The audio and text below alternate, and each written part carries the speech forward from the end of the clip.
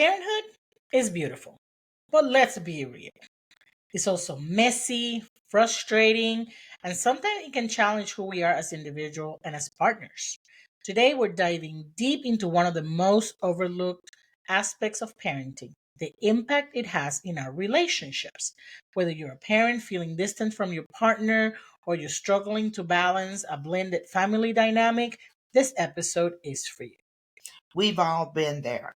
The sleepless nights, the fights that just don't seem to stop, and the feeling that no matter what you do, you and your partner are on opposite sides. But what if there's a way to navigate these challenges and come out stronger? Let's find out. I'm Maddie, I'm Vita, and and we we are are here here to to thrive. thrive. Welcome to Thrive by the Rising Muse, where we tackle the real life struggles that women, parents, and creatives face.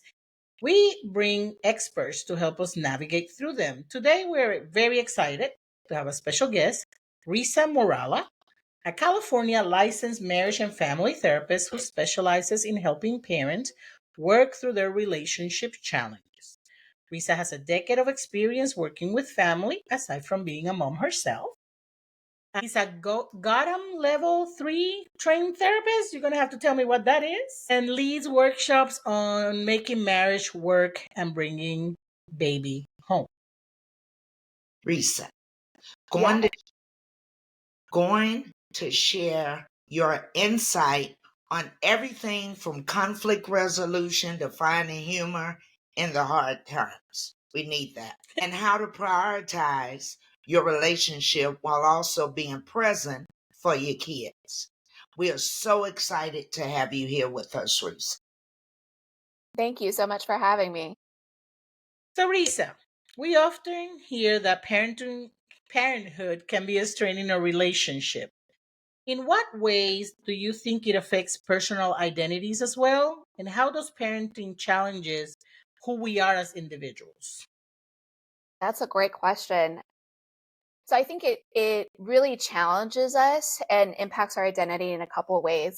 First of all, when you're kind of entering into this change, this life transition, if you will, it's now taking on oftentimes this weight of raising another human being responsible for another life, which can feel really overwhelming. And sometimes I find that most parents, their kind of instinct coming from a very great place is wanting to give it their all. And so sometimes that all turns into, I'll figure out myself later. If I've got an issue, I'll do it later because here's this other person who's depending on me to show up. And so instead of having our own kind of individual identities, it turns into that identity of I'm now a mother. So mother means I need to show up, and it doesn't matter what I have going on. It doesn't matter that I'm sick. I don't have time to be sick. I need to show up as a mom. And so then we kind of lose ourselves, and sometimes we can lose the joys that we have, the passions that we have in favor, again, coming from that very like this weight of, wanting to show up and wanting to do amazing at this new role, that we kind of forget our own identities prior to having children, and that we have our own needs, our own wants. And sometimes we get really good as parents at muting some of that.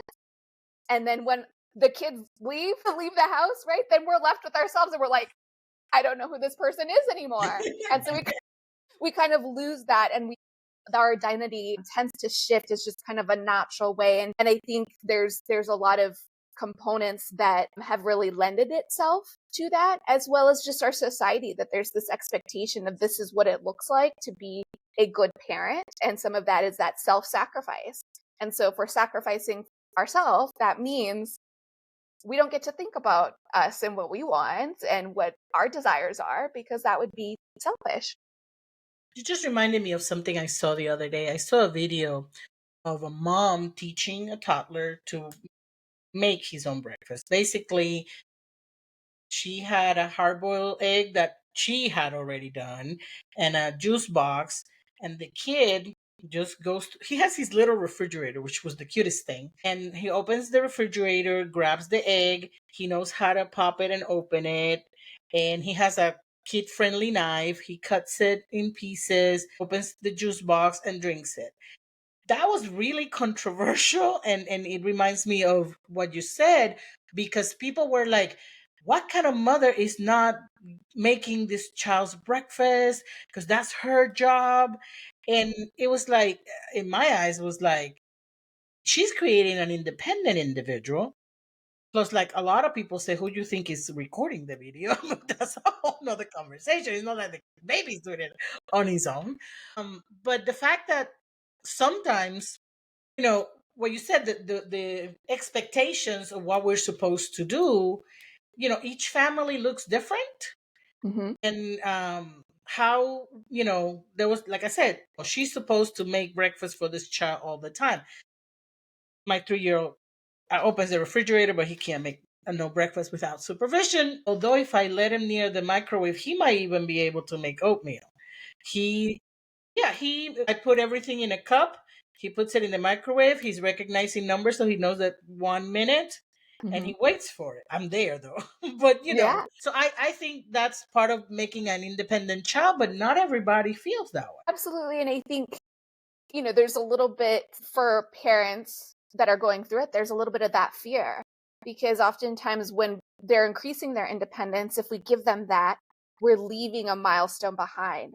And that's really sad. And Mm-hmm. that's really scary as a parent that we're getting closer to that point of launching, hopefully, that adult. And so it can be just this battle, this internal battle of, no, no, no, let me still do this for you.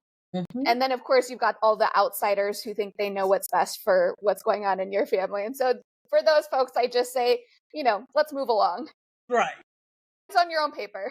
Right, Thank you. right, I like that. right. I Yeah, like that. Now, blended families add a whole nother level of complexity, right? they absolutely do. How do parents in blended families navigate co parenting challenges while keeping their partnership strong? Yeah. So, and I absolutely appreciate that you call out that it's a whole nother level because it absolutely is. In that moment, not only are you finding out what your relationship looks like with your parent partner, but you're now cultivating a relationship with these new children that you haven't been around to kind of see through some life stages.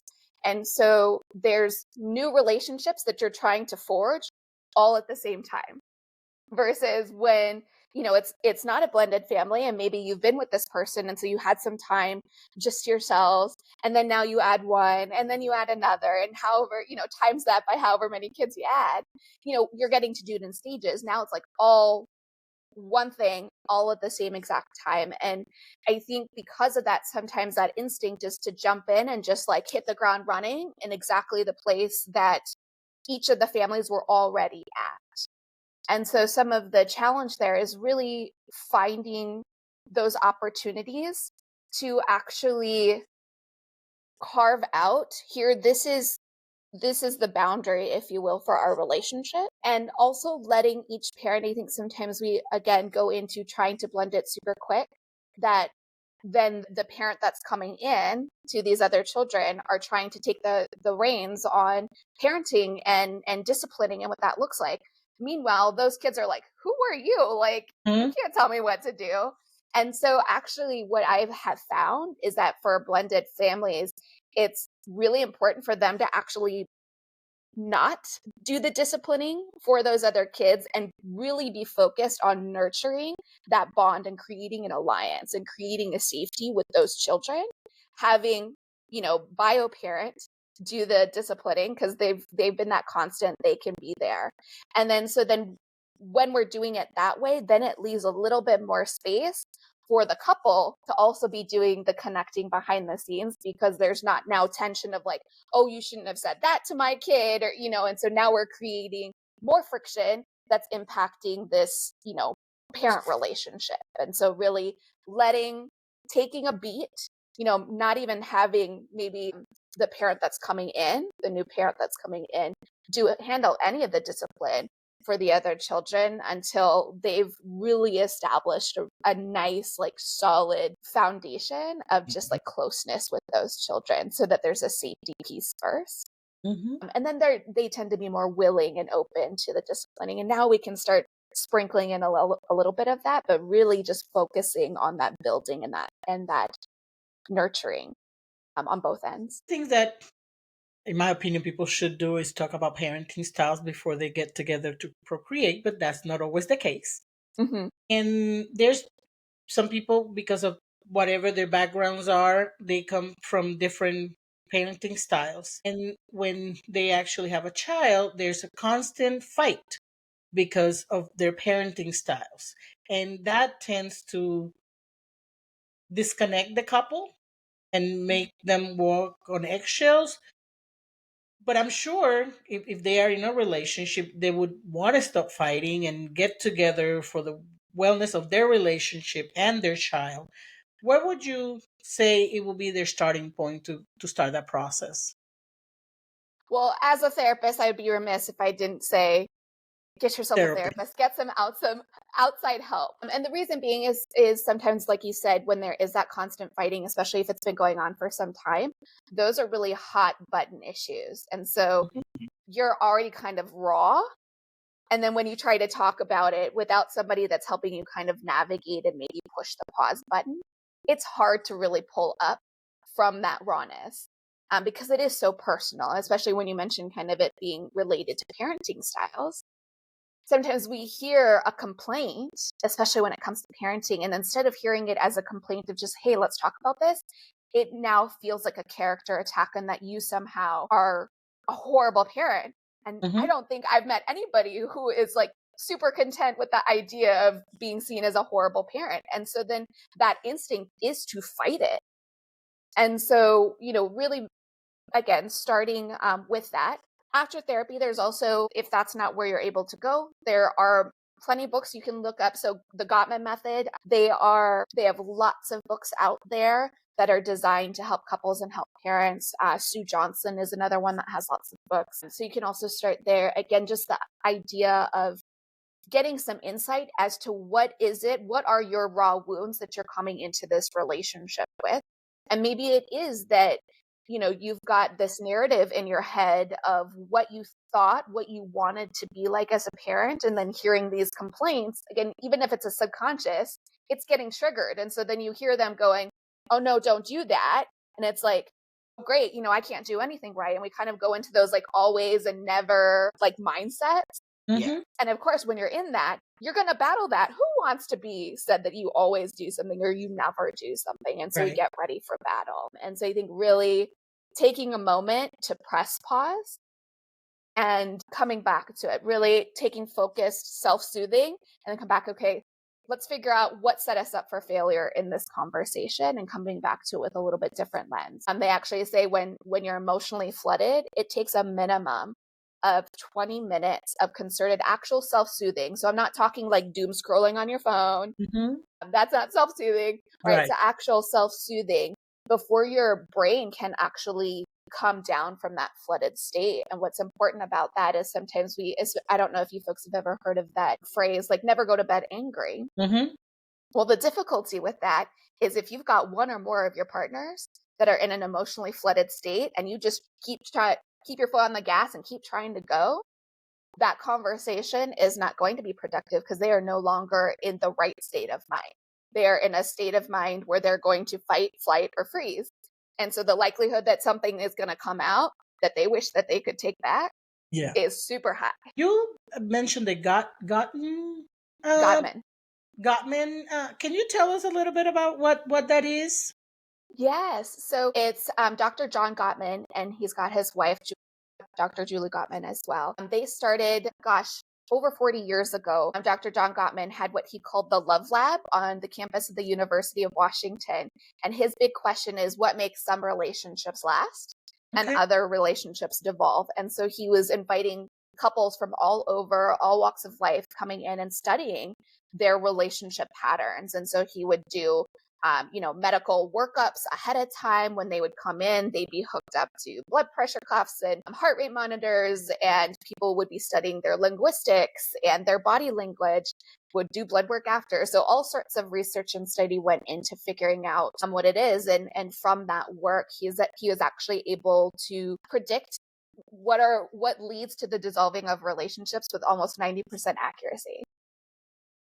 Yeah. Can you name some of those factors that Yeah, would so lead he to a put them dissolution? so yeah, they're so Dr. John Gottman, so they're of Jewish faith.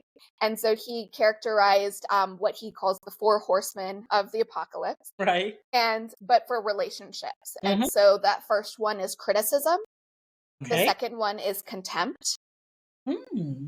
the third one is defensiveness, and then the fourth one is stonewalling. Very interesting. Yeah. I know. And so it's important. I do want to highlight though, because sometimes people are like, oh my gosh, there's criticism in my relationship. Does that mean it's going to end?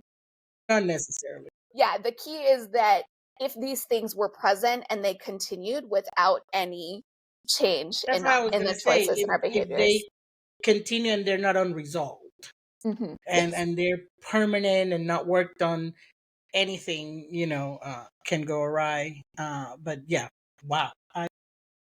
But I can see it. If you're criticized all the time, it doesn't matter what kind of relationship, you're not going to want to be there. Hmm. Tempt, same thing.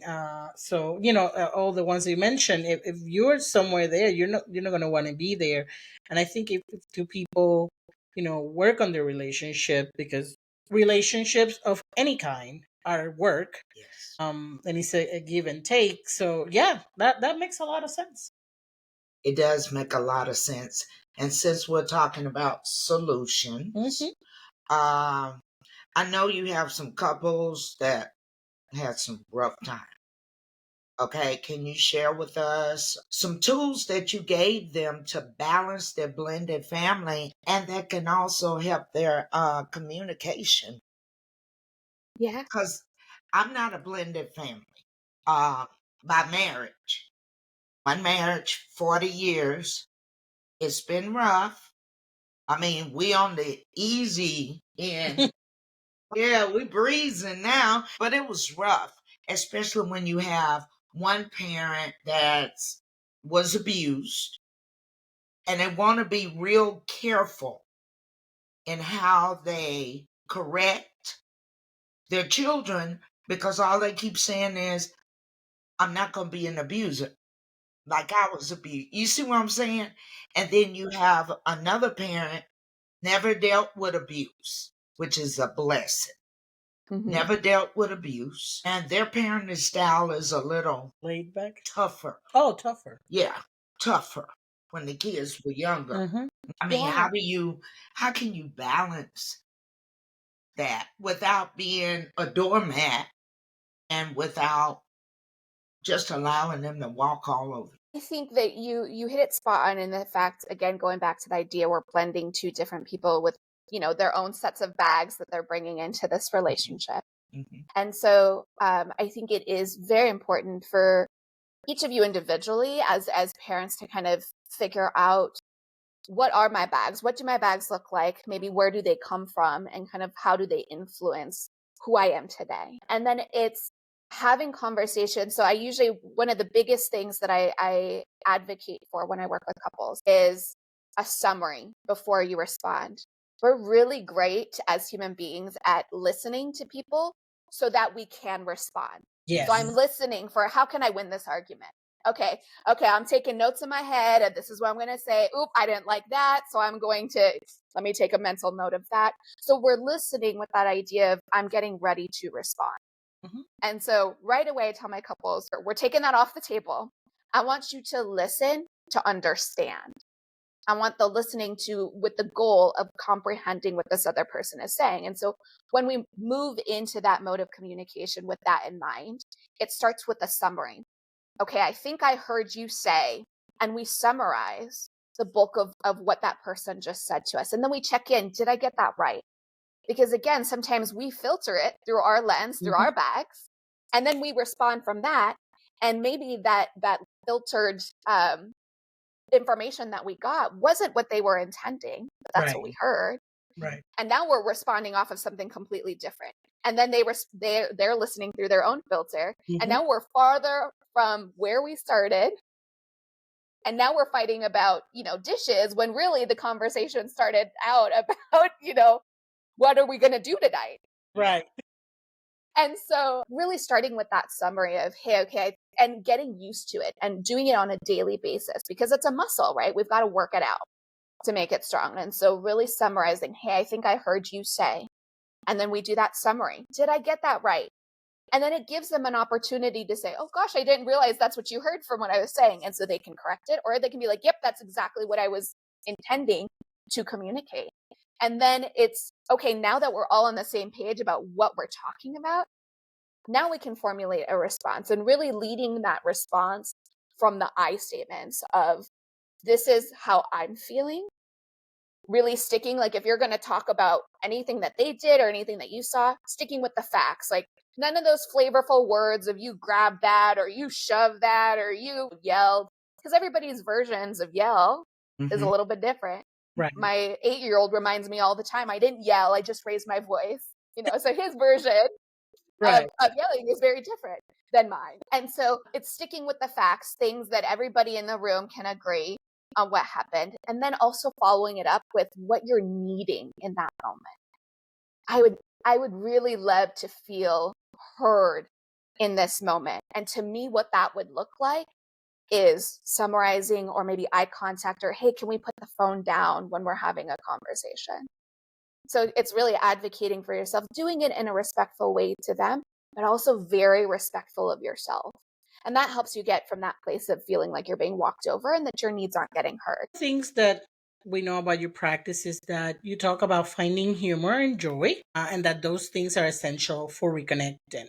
Can you tell me more about how parents can rediscover joy and having fun in the middle of the chaos of parenting? So I think what's great is that sometimes when we're in that chaos, one person maybe has a little bit better mental capacity than the other in that Hmm. particular moment. And so it's so important that when we are working together, that we're keeping that in mind. And so maybe whoever has more mental capacity can kind of take the lead Hmm. on remembering, hey, let's just take a moment, or grab that other person and give them a 6-second kiss. 6 seconds, the kids aren't going to die if an extra 6 seconds of crying. Therapist orders, I can attest to that, right? And so it's finding those opportunities to intentionally kind of do an inside joke. Maybe you guys love to laugh about a show that you watch together, and adding that in. When we add in even just, like I said, just a 6-second moment of laughter of, Mhm. this parenting stuff is so hard. Like, can we opt out? Can we send these children Yeah. home? And now all of a sudden, we're laughing a little bit, and then it gives us just enough of that reprieve to go, okay, Yeah. let's try it again. And so, like I said, it doesn't have to be anything huge, but it's just that extra moment. Maybe the kids, they spilled everything all over, and it's like, really, you're killing me. You're killing me here. We have a little bit of that laughter of just like, all right, let's clean it up. Mhm. Get everybody involved. Maybe it's you turn on for everybody a song that you love, and you just do like, and maybe it's a silly song, and you just start dancing the funniest dance that you can possibly dance. And now the children are feeling a little bit of that tension relief. You're feeling a little bit, and then we can breathe. Even though, like I said, it doesn't have to be a super long song.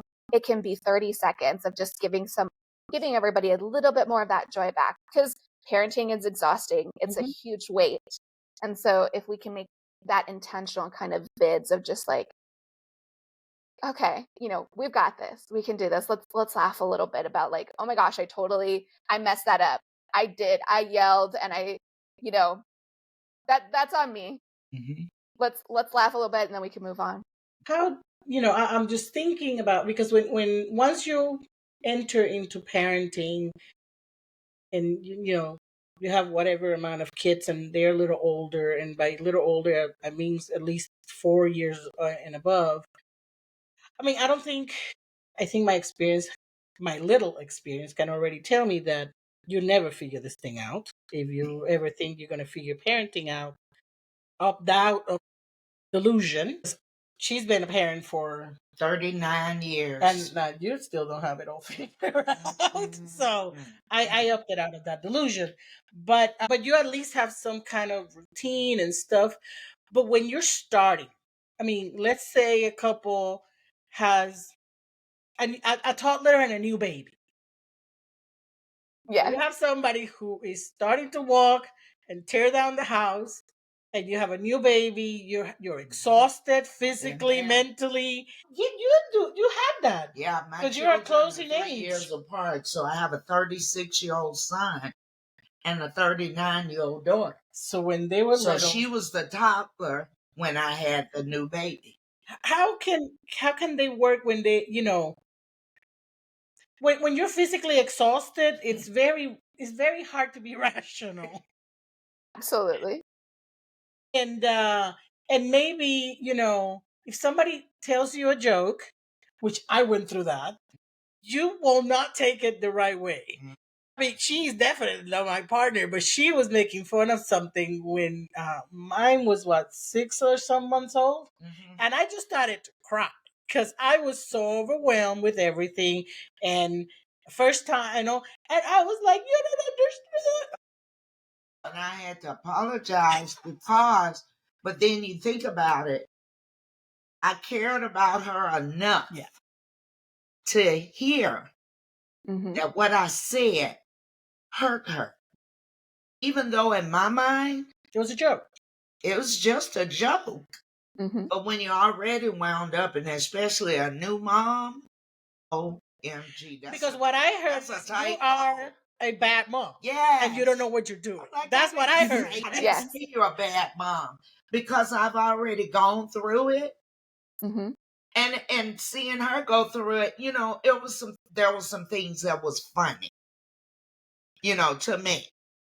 Because And I was probably making a mountain out of a and molehill. yeah, but still in a relationship, husband and wife, blended family, Sisters, mothers, because it could happen with anybody. because this part right here is about relationship. Mm-hmm. You care about a person enough and you see, or they tell you that something you said or you did, whatever, hurt them. If you really care about that person, you won't keep doing that. Okay? If you love me, you won't keep doing things or saying things to hurt me. Hmm. Yeah. So my question was, like, when you have, like I said, the couple in the house with this whole situation, how can they navigate through keeping their relationship solid while trying to survive these two little humans? Yeah. So I think that if you have, like I said, even just a little bit more capacity than the other person, it's turning to them, coming in close, coming in at their level and saying, what do you need most from me right now? How Mhm. can I be of best support? And letting them lead. And maybe it is, what, I just need a shower. Can you just hold on to the kid for 2 minutes? 2 minute shower Mm-hmm. is what I'm needing to kind of feel that refresh. And it allows them, even kind of empowering to them, that it's okay to state your need and for that to be heard. And so, similar to what you were mentioning there, as far as even if you try to, let's say, a joke and you think, okay, this is what's going to land, and maybe it doesn't land and the other person starts to cry, that we're coming in down to their level. We're getting quiet with them. We're bringing them in and we're saying, gosh, that looked like it really hurt. Can I give you a hug right now? Can I offer you, and say, can you, I, it looks like that maybe I hurt you. I'm so sorry. What can I do in this moment? How can I repair this? And again, it's providing them that safety, that empowerment to state, you know what, that did, I'm just really overwhelmed. And that was just one more thing that kind of put me over. But all of a sudden, when we allow that space, it actually does soften them. And it feels like, oh, I can just say that. And Mm-hmm. that it's accepted. And it's accepted that I have really big feelings and I'm not Mm-hmm. being judged for them in that moment. And so letting them lead with that. Yes. And you have to be a person I want to make sure you understand what I'm saying. To be willing to accept an apology. Some people, it's hard for them to accept an apology because the first thing we'll say is, you didn't really mean that. Stop trying to figure out if they mean it or not and just take it for what it is. Apology. Some people don't apologize at all. Okay. They're like, okay, let's go to the next thing. And I think that that's very wrong because you really need to acknowledge each other's feelings. friends. And Absolutely. whatever, however different it is, you need to acknowledge each other's feelings. And Hmm. like, even though we're best friends Hmm. and sisters, when I realized what I said Hmm. hurt her, instead of trying to pull it apart, and it's like, I'm sorry, I did not mean to hurt you. Hmm. I did not mean to hurt you. Okay, I'm real sorry. Sometimes it's hard for a person to apologize. And then, especially when you have blended families, Mhm. people bring their Mhm. baggage from the previous relationship Mhm. Absolutely. and put it on their new partner. Mhm. Hmm. Can you give us Yeah. something about that?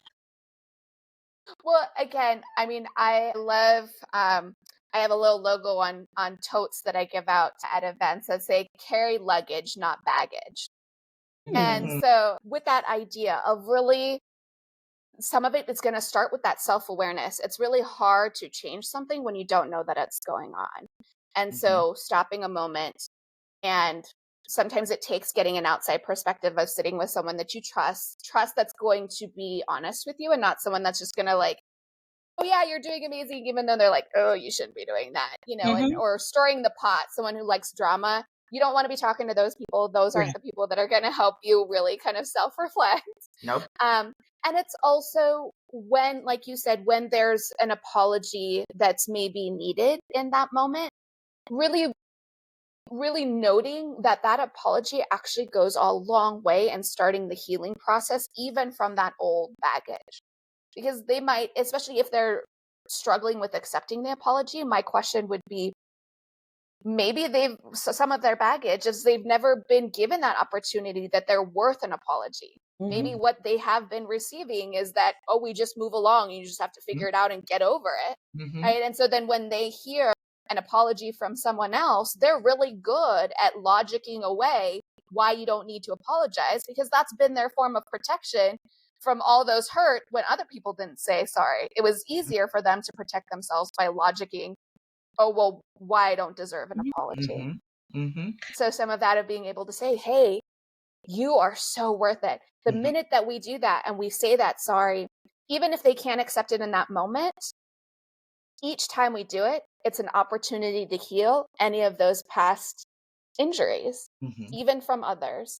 And then vice versa, that when then someone is in front of us and that's hurting, that even though everything inside of you, when you feel that gut of like, ooh, I don't want to say sorry because then that means I did something wrong, is taking those opportunities to check in and be like, okay, I think this is because I'm feeling threatened that if I say sorry right now, it means that I'm owning that I did something wrong. And if I did something wrong, does that mean I'm a horrible person? And I don't like that feeling. Being able to lean even just a little bit and going, this in this moment is for them to heal, and taking it out of us and saying, gosh, let me offer this to you because you're someone that I care and I love and I chose to be with. And I want you to heal. That is so good. Since kind of our focus is how to get the parents to be able to keep their togetherness while parenting, but reality is, especially, well, this is not new. They sometimes there's extra people in the marriage, Yes. in-laws, and it doesn't have to be the parents, it could be sisters or whatever, that are helping with roles in the, I won't say parenting, but part of the caretaking of the kids, and they could be a little loud in their own opinions of how things can be done. And if you just to say something, if my mom, who again is my frame of mind for my parenting style, because she was the person who raised me, thinks that this is how I should raise the child, and then as I'm making decisions with my partner, she's like, wait a minute, you know that whatever, it's not going to work, or that's not how you do. And then you have the partner on the other side who is also being influenced by their own set of people in their life. how can as a couple they can get to a point of, you know what, everybody stay in your page? Hmm. How can they navigate that while maintaining the unit? Because my impression is sometimes the giving in into other people's opinions is because of what they do for them. These people are the ones caring for the child while they work, or paying for their school, for the kids school or daycare or whatever. You know what I'm saying? They're Hmm. having an influence by their contributions to the couple. How can they Hmm. navigate that?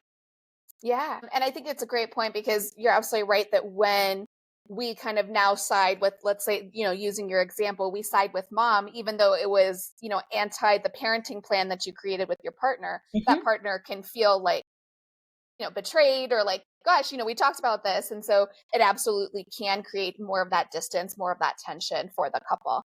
And so one of the ways that I would always recommend, again, starting with that summary, hey, it sounds like you're telling me that this is not what you want to do because you think this is better. Am I getting that right, mom? And she says, yeah, that's exactly right. And then we lead with gratitude. Thank you so much. Acknowledging that it's coming from that place of wanting to help. She's wanting to make things better. And she thinks that in this particular moment, this is what's going to make it better. Gosh, I see you wanting so desperately to make my life as easy as possible. Thank you so much for loving me that much that you want to give me this little nugget. I so appreciate that. I was talking with my parent partner, and this was something we really wanted to try. And so I know it may not be how you would do it. It may fail, and I may fall flat on my face and come back crying to you, mom. I want to give it a try though. And I'd Mhm. really appreciate what would be so like help me feel so loved in this moment is if you could have my back in this. Even if you don't think that it's the right thing, just having my back, oh gosh, mom, that would feel so amazing. Would you be willing to do that?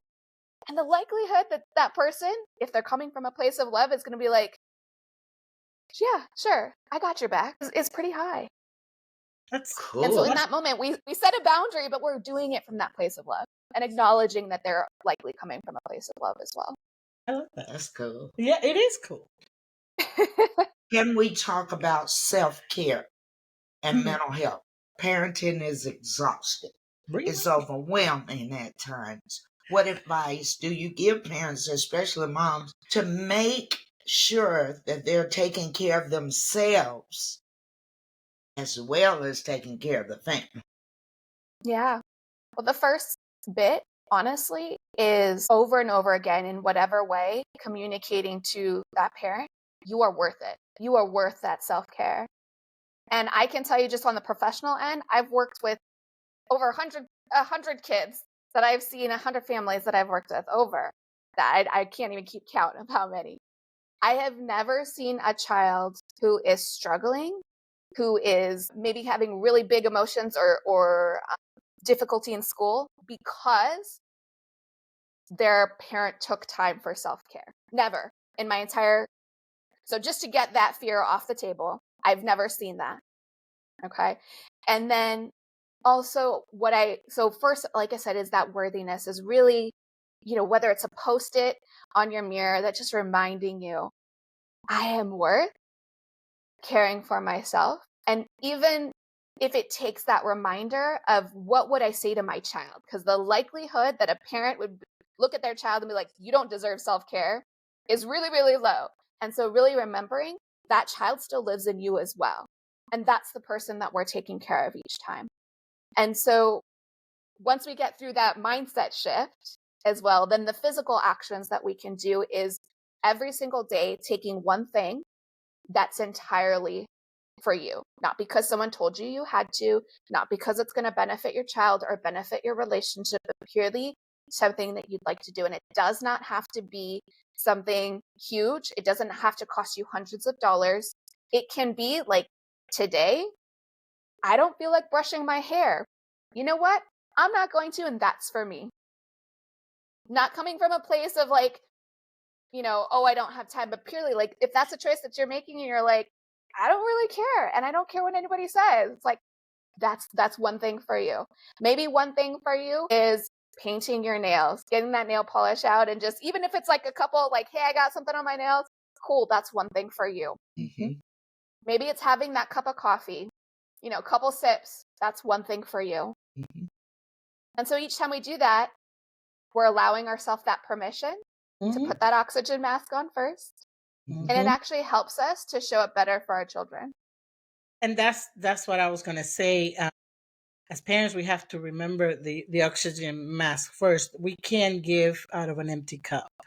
Hmm. So if we don't, I don't think we can be the best version of parents that we want to be if we are at our limits and if we are not, well, I mean, as rested as we can be, or or at least have something for ourselves. I'm glad you mentioned the nails because that's mine. Yeah. That's the one thing I do for Yeah, me. that's the one Um, thing we do. I my clothes is probably 10, 20 years old, and his is brand new because he keeps growing every 2 weeks. Yes. The time and everything is for him, but my nails. Yeah. That's what Hmm. makes me feel good about me. Yeah. And I take that, we go every 2 weeks, take that thing, get my nails done. I feel like a brand new person. Yeah. Yeah, absolutely. And like you said, it's the one thing, and it doesn't, like I said, it doesn't have to be huge. Hmm. Maybe you put on like your best pair of earrings because you just Hmm. love them and you just want to wear them today. Mhm. Or you put on a little lipstick because that's one thing for me. Like I Hmm. Mhm. said, I'm not asking moms to, because again, we're exhausted. We don't have time to do a whole Right. Right. routine. Throwing on a shade of lipstick because dang, I look good with this Hmm. lipstick. Mhm. That's one thing for you. And Yeah. that Mhm. took you what, 30 seconds? Yeah. Yeah. That's a good thing. Yeah. And a lot of people think that this self-care is Going to this a day this spa. big production. Yes. And I'm glad that you're letting people know it's the little things, Hmm. it's the simple things. It's whatever puts a smile on your face. It's whatever makes you go, you know? It's little things. It doesn't have to be expensive and it's not a big production, you know? Absolutely. Take care of you. Those little things can put you in a better mood, Hmm. for your next session with your children, or your Yes. partner. Right. Absolutely. And I think what you said, if we continue to perpetuate an idea that it costs, thousands of dollars or it needs to be a huge production in order to be effective, Mhm. Hmm. that puts it further and further away from people. Does. And that's where we get those parents that are burnt out and just dying for change. Yeah, Mhm. absolutely. So, what would you tell people, parents, especially those with blended families that have not started implementing these things from the beginning and are Hmm. at the point where they feel like things are falling apart? How can they regroup to start making these changes? Because as we know, behavior doesn't change overnight. So Yes. if you have started a relationship with these steps of taking care of yourself and our communication, well, then you might be in a healthier place. But if you have been 10 years trying to wing it and now you find yourself at the edge, how do you regroup? How do you go forward from here and start walking the other way? Yeah.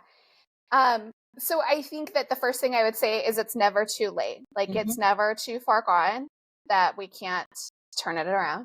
Hmm. It may take a little bit longer. So imagining for, in a relationship for each year that you've been in a relationship doing this particular pattern of interaction, Hmm.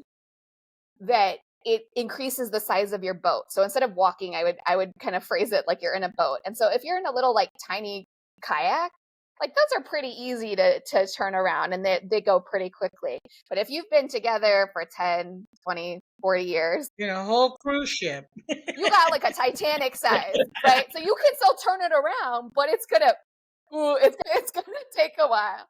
And so allowing some of that grace and knowledge that it is a process and it's one day at a time, it's going to be about consistency and it's really going to be about intentionality. It's an intentional, I'm making this choice. Because sometimes we get into this mind frame of like, well, I can't help it. We do have an opportunity. We do have a choice. And sometimes the choice we make is, I'm not going to do anything. That's still a choice. So we can choose. And it's an intentional choice of saying, Today, I'm going to try it again. Maybe I didn't do my best job yesterday. Today, I'm going to try again. And then tomorrow, I'm going to try again. This was so good. This was so good. Are there any parting ways that you want to share for Yes. our audience about parenting and staying strong as a couple? Yeah, I think just reminding yourself we're human. We're going to screw up our kids in some way, shape, or form. So let's just acknowledge that now. We are preparing them for somebody's couch. Yes. Even as a therapist, my spouse and I joke all the time. Oh, yep, this is going to be one more thing that our children get to talk about in therapy. Cool. So even I don't get it right. So knowing and giving yourself a little bit of that compassion, a little bit of that grace, and then being able not only to offer it to yourself but to your partner. Mm-hmm. Well, hopefully, not only blended families, period. I was going to say, This information is good for husbands and wives, second marriages, bringing in your children, my children, the single Brady Bunch. parents. Single parents. Absolutely. Yeah. Okay. Friendship. Mm. Okay. This works with all relationships. Right. Okay. Because number one, if you acknowledge the other person that they are important to you, Yes. okay, and I want to be the best version of me for you, but I'm not perfect. Right. Mm-hmm. I have flaws. If I'm doing something, let me know. Mm-hmm. Yes. Okay. And I remember earlier in my marriage, my husband and I had communication problems. We went to a couples communication class and we learned how to talk to each other. They had a mat on the floor and it was called the listening mat, because that's something that we don't do always very well. We don't always listen. And then we'll come up with what we think we heard instead of what we really heard. And I like it because it took us through, while I'm talking, he's standing on listening. And then when he gets ready to talk, I have to listen to what he says. But the first thing is, he will say, "This is what I think I heard from you." Mm-hmm. And when you get that correct, we're on the same page. Mm-hmm. Then you can work with what we're going to do about it. Right. I mean, it was something as simple as, for years, my husband and I couldn't go to the grocery store together. Okay? And you want to know why? When he drops me off at the grocery store and said, "We need anything." But as a woman, taking care of your home, my mind's going to say, "Oh my God, we're almost out of bread. We need this. We need that." And then he said, "I sent you in to get one thing and you came out with 4 bags." Yeah. And Guilty. He still does. this actually turns, that is true. Every I time we went go to to the grocery store yesterday to get soda. he came out with a I buggy. spent $89. Yes. I'm looking at her going, what did I buy? That's what I said. What did you buy? What did I buy? She had a buggy. But yeah, as a woman, he had to understand that as a woman, our mind's always going. So if I know we need a loaf of bread, I'm not going to skip that loaf of bread. If I know we're low on paper towels, whatever. I mean, yeah, I went in for one thing, but I came out with 4 bags, but whatever you asked me for, I'm going to have. We had our worst argument over the grocery store. And for years we couldn't go until he realized he had to realize what I was saying. You were trying to anticipate the needs. Yeah, I'm trying to anticipate the need. And it took a minute, but we finally came together. But I promise you, it was about 10 years. I have gone grocery shopping with them, and now he just rolls his eyes. He comes and he doesn't say anything, but he just rolls his eyes. And I feel this way. You do whatever you need to do to get through this. Just give me your card. He does. When we get to the registries, what color card do you want me to use? Yeah, There you but go. like I said, I've seen their relationship, and it is true. Sometimes he's like, "We are out of ketchup, like the two bottles that are under the sink. Which one you want?" Or we're running low on bread. No, there's another packet over there. She's always anticipating needs, and I think that's also why. I got a witness. Yeah, yeah, he has understood, and I've just got it in here 8 years ago, that their mindset towards the groceries were different. He just wanted the loaf of bread that he went to get.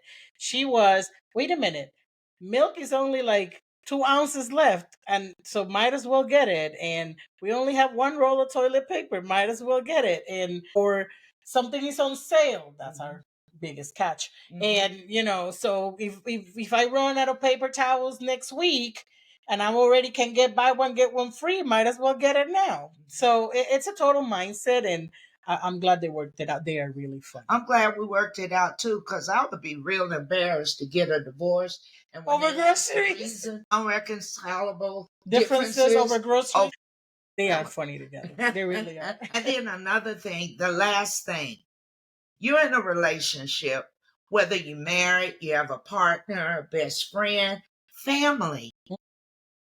Okay, you gotta listen to each other. You gotta care about each other's feelings. A Yeah. relationship cannot be one sided.